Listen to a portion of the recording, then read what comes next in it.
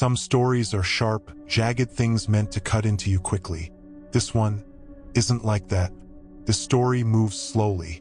It's like a fog, drifting in from somewhere you can't quite see. It wraps around you, cool and quiet, and you don't even realize you're breathing it in until the world feels different somehow. It begins in a little town, the kind of place that doesn't show up on most maps. The kind of place where the same houses have stood for 50 years, and the same families have lived in them for just as long. A few streets, a small church, a diner with coffee that never tastes any better, no matter how long it brews. And at the edge of this town, a clock that always seems to slow down, right around 3 in the morning. The people of Merriwick, that's the town's name, will tell you that most of the time nothing happens here. The days are predictable. You can set your watch by the sound of Mrs. Carter sweeping her porch at 9 in the morning, or the rumble of the milk truck rolling through at 7:30. But there's a story they share in low voices. Not the kind of thing you tell over coffee. Not the kind of thing you mention to a stranger. It's the kind of story that waits until you're alone. When the night feels still and your thoughts move slowly, that's when someone might lean closer and say, "Do you know what happens here at 3:03 in the morning?" First, you'll think they're joking. Children, they'll say. You might smile, maybe even laugh a little, imagining a group of kids playing a harmless prank in the middle of the night. But then you'll see the way their eyes shift, just slightly, as though they're remembering something they wish they could forget. And their voice will lower even more when they tell you. They walk in a line, always the same number of them, always the same pace, and they never look up. If you ask them what happens if you watch for too long, some will change the subject. Others will say, nothing, but their voice will crack just a little. The truth, or at least the first part of it, begins in 1983. That summer had been heavy with heat, the kind that clings to your skin even after the sun has gone down. The nights smelled of dust and warm tar, and the streetlights hummed faintly, as though they were tired too. Rick Lander was working the night shift at the Merriwick post office. He'd done this for years, sorting mail and locking up after the last deliveries came in. It wasn't exciting work, but it was steady. And on nights like that one, it was quiet, the kind of quiet where you can hear your own breath and every creak of the building. At exactly 3 a.m., Rick stepped outside for his cigarette break. The air felt thick, like it was holding its breath. He lit up, watching the smoke curl and dissolve into the night. That's when he heard it. Footsteps, not running, not shuffling, perfectly even. At first, he thought it might be a group of teenagers heading home from somewhere. But as they got closer, he saw they were much younger. Children, 12 of them. Their clothes didn't make sense. Some wore heavy coats, though it was the middle of summer. Others wore thin shirts, though the air had been icy the week before. And none of them had shoes. The sound Rick had heard was the soft slap of bare feet against the pavement. They walked past without a word, without even turning their heads. Rick felt his cigarette burn low between his fingers, the smoke drifting into his eyes, but he couldn't move. And then, the last one in line stopped, slowly turned his head, and smiled. Rick told himself it was nothing, maybe a strange dream, maybe the heat was getting to him. But when he went back inside, the clock on the wall still read 3:03 a.m., and the air smelled faintly of something he couldn't place. Damp earth, like the woods after rain. The next morning, he mentioned it to Janine, the waitress at the diner. She went pale and told him to keep it to himself. That's when he realized other people had seen them too. Merriwick is not the kind of place where people like to talk about strange things. Not because they're skeptical, but because deep down they're not. They believe. They just don't like to be reminded of it. And so, when Rick shared his story about the barefoot children, he thought maybe Janine would laugh. But instead, she stared at the floor and said, almost in a whisper, "You shouldn't watch them too long." When he asked her why, she only shook her head. But Rick could see something in her eyes. Something like a memory she didn't want to have. It took weeks before she said anything more. And even then, She only told him because he caught her after the dinner rush, when the diner was empty and the hum of the refrigerator was the only sound between them. She said it had been the winter of '79. Snow was falling in thick, slow flakes. She was walking home from the diner, her breath warm against the cold night air. And then she saw them, a line of children, walking barefoot in the snow, not shivering, not crying, just walking. She counted 11 of them that night, not 12. One less than Rick had seen.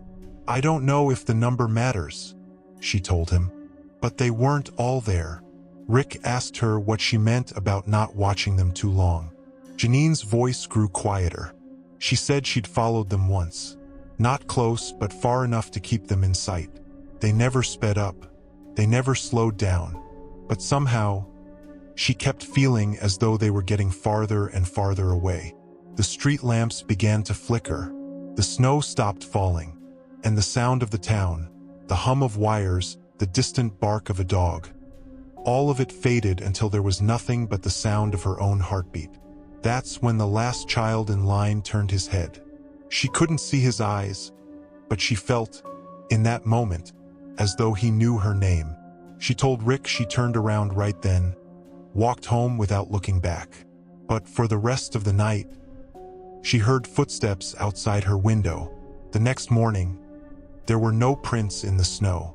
Stories like this began to reach Rick more often after that. A truck driver passing through one summer said he'd seen the children on the highway shoulder just outside town. He stopped, thinking maybe they were lost. But when he stepped out of his cab, they were gone, as though they'd never been there at all. A schoolteacher said she'd seen them in her dreams for weeks before she ever saw them in person. When she finally did, she said it felt rehearsed, like they'd been waiting for her. And then there was Harold. Harold lived at the very edge of Merriwick. His property bordered the treeline, where the road turned into nothing but dirt and weeds. He'd always been a quiet man, but after his encounter, he became quieter still. He said he'd been out on his porch one night, fixing the latch on his storm door.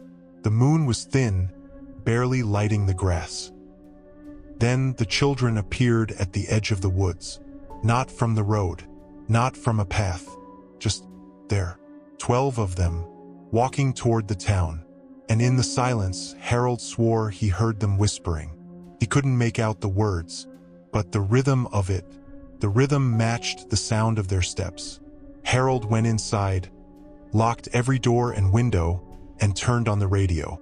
He told himself he wasn't afraid, but he left the lights on all night. And still, the whispering, it didn't stop until the sun rose. It was in late October when the police first became involved. Not because of a complaint, but because of a pattern. Officer Daniel Hurst was the one who noticed it. He'd been working night shifts for nearly 10 years and knew every creak of the town's old buildings, every shadow on the empty roads. But lately, there'd been something else. Reports of small figures on the outskirts, strange footprints in places children shouldn't be, and more than once, the hum of the radio cutting out for no reason. He didn't believe the stories about the barefoot children. Not then, but still. When the call came in at 12:03 a.m., he didn't hesitate. The call had come from a farmer just past the South Ridge. Said there were people walking in his field, not grown but not exactly small either.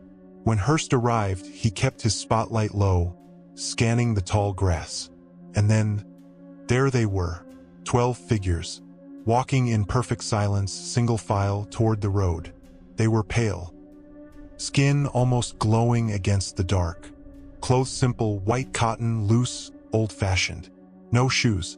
He stepped out of the cruiser, flashlight in hand, calling out for them to stop. None of them did. Hurst followed them for nearly 100 yards. Their pace was slow but steady, each step in unison. His radio sputtered with static. The air grew heavy. He tried calling in his position, no response. He tried again, still nothing but white noise. And then, the last child in line turned. Hurst said he didn't remember much after that. Just the sound. A whisper so soft it might have been the wind. But it wasn't in the air. It was inside his head. When Hurst came to, he was sitting in his cruiser, parked back on the main road. No footprints in the grass. No sign of the children. And his radio was working perfectly again. He never filed an official report. Just a vague note about unknown trespassers. But word got around the department. And soon, 2 more officers claimed to have seen them, each on different nights in different parts of town. Always 12. Always walking. Always at midnight. In December, they decided to try something more direct. Coordinated patrol. 2 cars. For officers. If they found the children, they would block both ends of the road and close the distance from either side. No more mysterious disappearances. No more vanishing into the night. They picked the night carefully. Clear skies, bright moon, no wind. At exactly 12:02, the first sighting came in over the radio. "We have movement on Ridge Road." And just like that, the game began. The children were exactly where they always were, single file, slow steps, eyes forward. The officers closed in from both ends, lights off, engines low. The sound of gravel under tires seemed unnaturally loud in the still air. And then, something strange happened. The distance between the patrol cars was about 200 yards. But no matter how fast they drove, the children stayed exactly in the middle, closer and closer until both sets of headlights passed through the same spot. The road was empty. No children, no sound, not even footprints in the dust. The officers searched for nearly an hour, combing both ditches and the nearby woods. Nothing. The official report called it a failed attempt to identify trespassers. But between themselves, they had another name for it. They called it the Vanishing March. It was mid-January when the first piece of real physical evidence appeared. The police had given up their active patrols by then. Budget cuts, they said. Or maybe it was because every officer who took part came back quieter than before. But the town council had installed 2 new security cameras along Ridge Road, the same road where the children were last seen. They were meant to watch for trespassers, vandals, drunk drivers. They caught something else entirely. At 12:01 a.m., the road was empty. The wind carried loose snow across the asphalt in long, thin ribbons. At 12:02, movement, small figures entering the frame from the west. 12 of them. They moved exactly as described in every account. Single file, heads forward, slow and steady. The footage is silent, but the image is not still. The air around them seemed blurred, like heat rising from a summer road, but in the dead of winter. The strange part was the clock. The timestamp read 12:02 for nearly 4 minutes. Then the screen flickered. When the image returned, the children were gone. The timestamp jumped directly to 12:06. For missing minutes. No explanation. The footage leaked within a week. Not officially. Someone in the council office had copied it. By the time the researcher found it, the video had been reposted dozens of times on small paranormal forums. Most people called it fake. Too convenient, they said. Too clean. But for the researcher, it was proof. Not of ghosts exactly, but of something that should not be there. And that was enough. His name was Dr. Ellis Rowe, former professor of folklore, once respected until he became a little too interested in the wrong stories. When he saw the video, he knew exactly where it had been taken. He'd been there years ago, researching something entirely different. An old mill fire, long since forgotten. But now, the mill didn't matter. The road did. The children did. For weeks, Rowe combed through every scrap of history tied to the town. Newspaper archives, land deeds, obituaries, and slowly, a pattern began to form. Every 13 years, starting in 1901, there were reports of a night procession, sometimes described as pale children, sometimes as sickly factory workers, always barefoot, always silent, always 12. The last recorded sighting before now had been in 2008, and Roe realized the sightings had returned a year early. The early return made him uneasy. The cycle was broken, which meant something had changed. Roe decided there was only one way to understand. He would see them for himself, but not from the safety of a police cruiser. He would follow them on foot. It was the kind of night where sound travels far, and yet nothing stirs. The moon hung low, a pale, heavy coin in a sky of deep slate. The frost along Ridge Road caught its light, glimmering like powdered glass. Dr. Roe stood at the edge of the tree-line, his breath rising in faint clouds. He listened and heard only the slow, steady pulse of his own heart. Somewhere in the stillness there would be movement. He knew it. He began to walk. Each step crunched softly on the frozen gravel shoulder. The world beyond his flashlight beam melted into shadow. He walked slowly, not out of fear, but out of respect. In his research, every account of the children described them not as something you found, but as something that arrived. He did not wish to hurry them. He wanted to give the night time to breathe. A quarter-mile in, he passed the first landmark, a sagging fence line, wooden posts leaning at tired angles, wire rusted to a deep red-brown. The posts were etched with strange marks.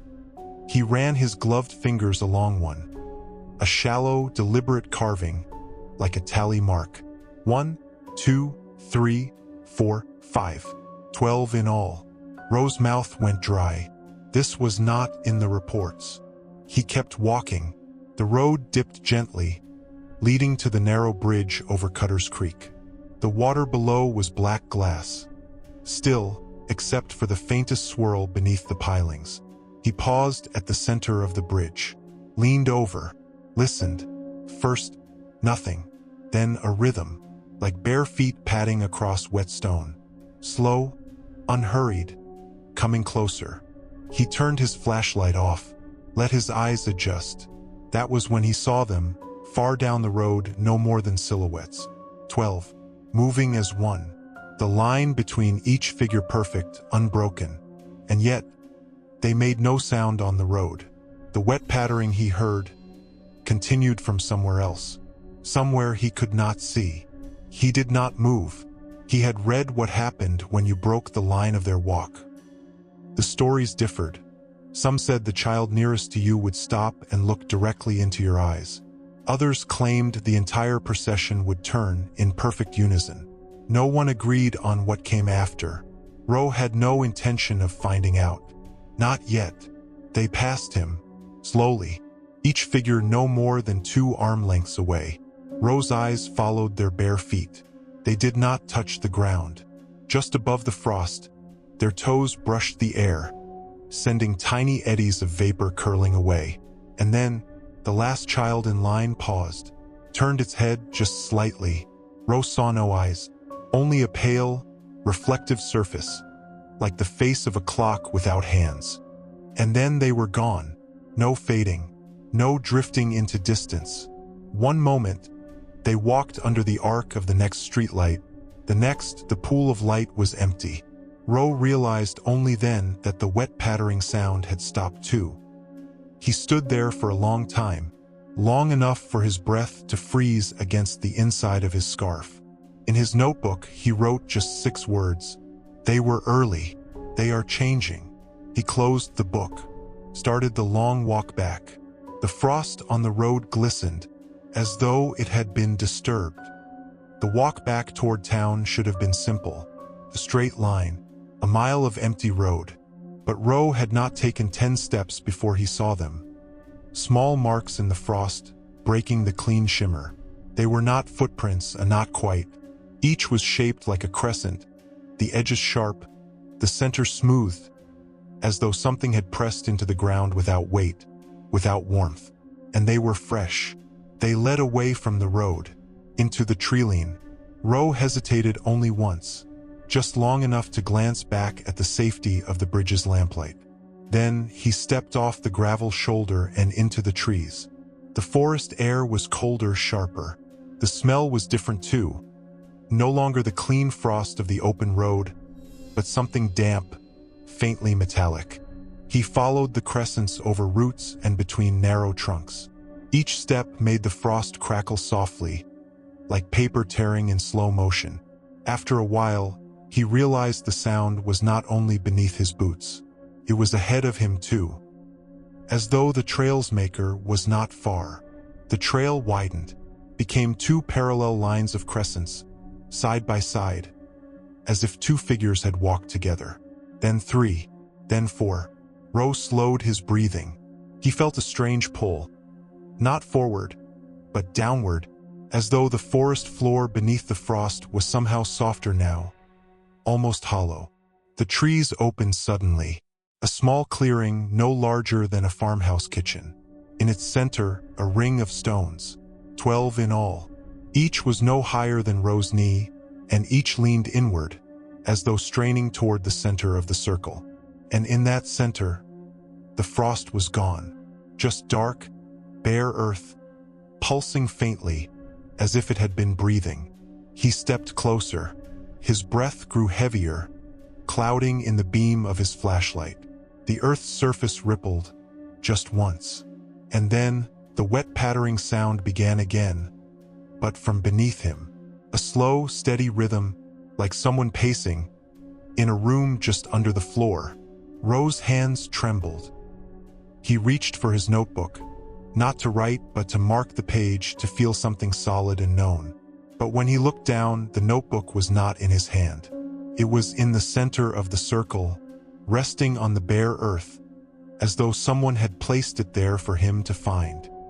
He had no memory of dropping it, no memory of stepping into the circle, and yet, his boots were now on the bare earth. The frost and stones were behind him. He bent slowly, picked up the notebook. The pages inside were not blank. They were filled edge to edge, in a child's handwriting, and every page was the same sentence. "We are not finished walking." The sound beneath him grew louder, not wet feet now, but knuckles tapping against wood. Slow, measured, waiting. Ro closed the book, stepped back, and the circle was gone.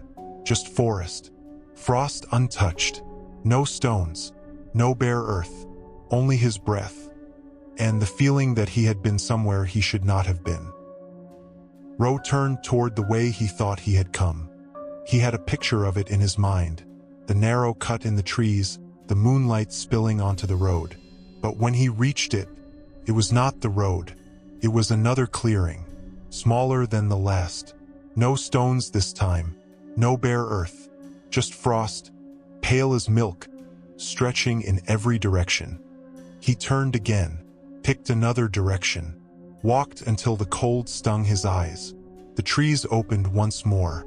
Another clearing, not the same one, but close enough to make his stomach knot. And when he looked down, the crescents were back. They were not ahead of him, but behind. He had followed them without knowing, or perhaps they had been following him. Ro shut his eyes for a moment, letting his breath settle. The air felt thicker now, as if the frost itself was holding it in place. The third time, he did not choose a direction. He simply walked. His boots made the frost sing in soft, brittle notes. He thought about the notebook in his coat pocket, the sentence repeating like a pulse. "We are not finished walking." He opened his eyes to the sound of something else. Faint, high, a child's laugh. Not near, not far, everywhere. And with it, the smell of something warm, freshly turned earth, bread, a kitchen fire from years ago. He followed the warmth, though his body shivered harder now. The trees thinned, and for a moment he thought he saw it. A house, light spilling from its windows. But when he stepped into the glow, it was only frost again, and he was back at the circle of stones. This time, something was different. In the center where the bare earth had been, there was water, still black, perfectly round, as if the ground had opened its eye. Ro's reflection stared back at him, pale and unreal, but it was not alone. A second reflection hovered just behind his shoulder. Small, watching, smiling. Ro turned sharply, but the trees were empty. When he looked back at the water, his own reflection was gone. Only the child remained, and its mouth was moving. He could not hear the words, only see them, the shape of each syllable like a small exhale in winter air. And without meaning to, Ro whispered them back. The pool rippled once, twice, and the frost at his feet began to spread upward. It climbed past his ankles, past his knees. He could feel it inside the fabric, but not cold, not yet. The child in the water tilted its head and smiled wider. Ro shut his eyes, and when he opened them, the pool was gone. The stones were gone. The frost was untouched, and he was alone in the trees again.